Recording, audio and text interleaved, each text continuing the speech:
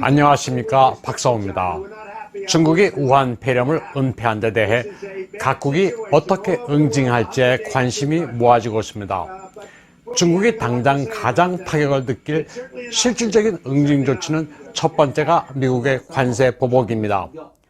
5월 3일 트럼프 대통령은 중국이 1단계 무역 협상 타결에 따라 2천억 달러어치의 물품을 구매하지 않는다면 무역 협상을 중지하겠다고 밝혔습니다. 우한 폐렴으로 각국을 속인 만큼 이번에 약속을 어기면 고액의 관세로 보복하겠다는 겁니다. 포연이 없는 경제전쟁을 계속하겠다는 비즈니스맨의 면모를 보여주고 있습니다. 2019년 6월 6일 트럼프 대통령은 관세만큼 좋은 무기가 없다고 말했습니다. 협상 상대를談判 테이블로 불러올 수도 있고 중국에 진출한 미국 기업들의 리쇼어링을 촉진할 수 있기 때문입니다.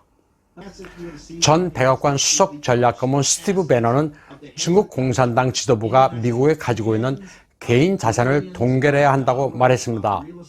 그들이 가지고 있는 수조 달러어치의 자산들, 부동산과 주식, 채권을 압류해야 한다는 겁니다. 이들의 자산을 압류해서 우한 폐렴으로 사망한 가족들에게 줘야 한다고 말했습니다. 뉴욕에 있는 시진핑 가족의 자산과 왕치산의 자산을 압류해서 우한 폐렴 유가족들에게 나눠주는 게 맞다고 강조했습니다. 스티브 배너는 또 왕치산과 시진핑은 공산주의자라면서 어떻게 그렇게 많은 개인 재산을 가지게 됐냐고 직격탄을 날렸습니다. 또 중국 공산당은 곧 붕괴된다면서 공산당 지도부는 현재 떨고 있다고 말했습니다. 영국, 유럽, 인도, 브라질, 미국, 일본 등 세계 각국의 평범한 시민들은 모두 이 사태가 시진핑의 과실이라는 점을 알고 있다고 말했습니다. 아울러 중국에서도 많은 이들이 지도부가 한 짓에 대해 불만이 있다는 것을 알고 있다. 우한 시민들도 지도부의 소행이 죽음을 불러온 데 대해 불만을 가지고 있다. 중국 공산당의 최대 피해자는 중국 인민이라고 말했습니다. 이런 점들 때문에 중국 공산당이 미친 듯 날뛰며 관영 CCTV를 통해 비난 공세를 펴고 있다고 말했습니다. 때문에 자신도 그들의 타깃이 되고 있다고 설명했습니다. 스티브 배너는 우리의 적은 중국 인민도 중국도 아닌 중국 공산당이라고 거듭 강조했습니다.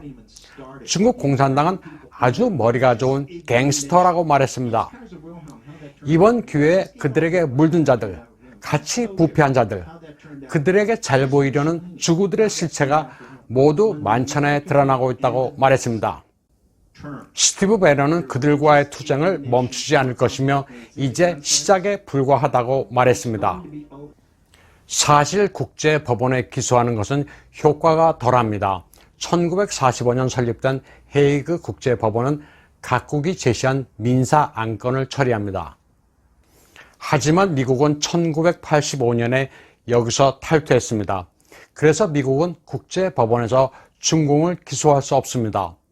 미국을 제외한 다른 나라들이 연합해서 중공을 기소하더라도 국제법원의 부주석이 중국 출신의 법관인 시에 한친입니다. 때문에 여러 방해를 받을 수밖에 없습니다. 국제법원을 통하는 것은 그래서 난관이 많습니다. 2002년 국제형사법원 로마 협약에 따라 성립된 헤이그의 국제형사법원은 4가지 범죄를 다루고 있습니다. 제노사이드와 전쟁, 침략, 반인도주의 범죄의 4가지입니다. 그러나 중국 공산당은 자기들이 제노사이드와 반인도주의 범죄를 저질러 왔기 때문에 이 협약에 참가하지 않았습니다.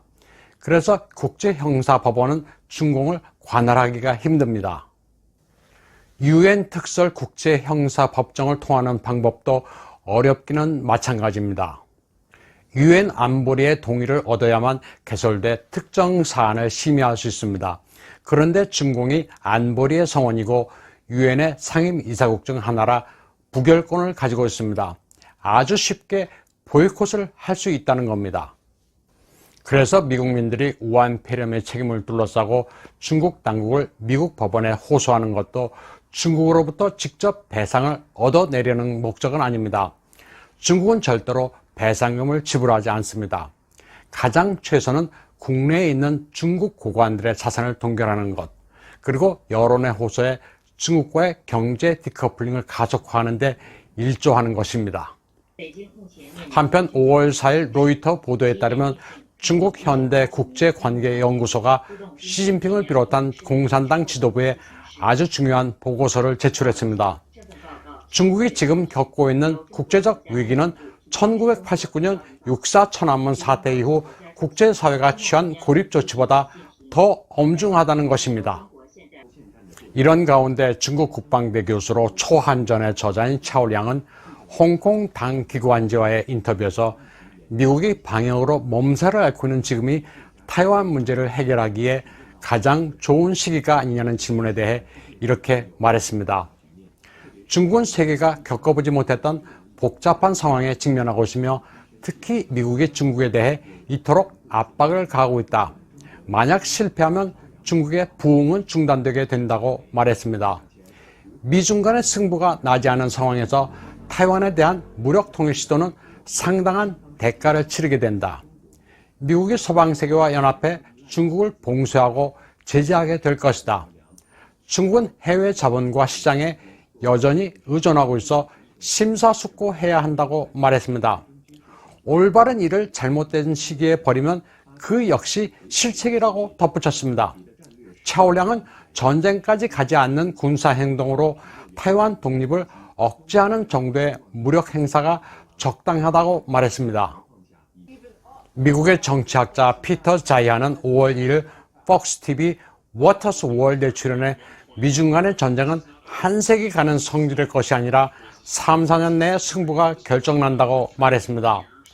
중국이 중요한 경제력을 가지고 통일 국가를 이룬 유일한 이유는 미국이 세계 질서를 만든 덕분인데 미국이 이 세계 질서에서 빠져나가고 있다고 강조했습니다.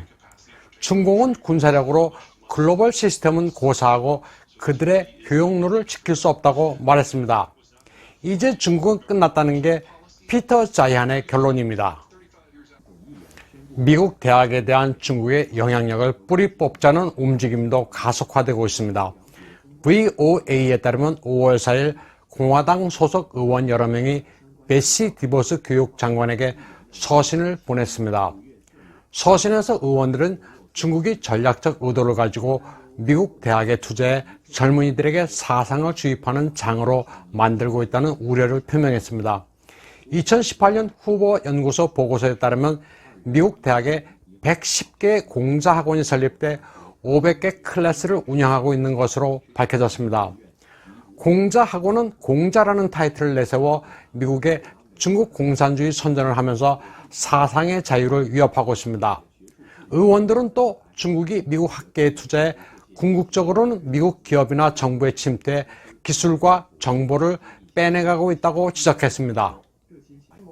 한편 미 트럼프 대통령이나 폼페오 국무장관이 우한 폐렴 진원에 대해 압박성 발언을 계속하고 있는 가운데 우한 P4 연구소 부주임 실정리보다 더 거물이 미국으로 도주한 것으로 알려졌습니다.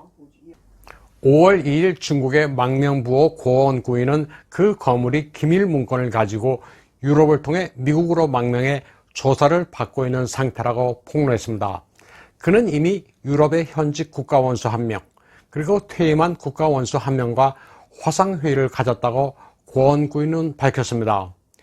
고원구이에 따르면 미국에 망명한 우한 P4 연구소의 거물은 이미 스티브 배넌과도 이야기를 나눴습니다. 미국이 중국에 대해 우한 P4 연구소를 개방하고 조사를 받으라고 압박하는 이유가 여기에 있습니다. 오늘 방송은 여기까지 하겠습니다.